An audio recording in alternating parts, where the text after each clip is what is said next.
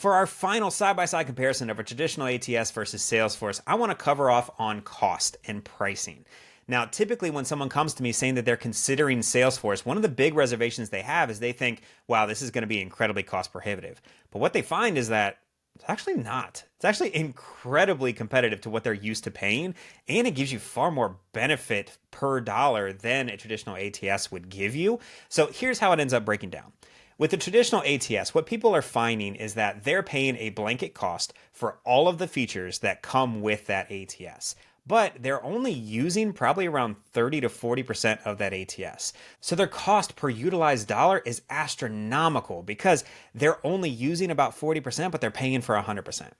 Now, on the Salesforce side of things, the way that you can structure your contract with Salesforce is vastly different. So just to give you a little bit of education here, on the Salesforce side, you only pay for what your users need access to.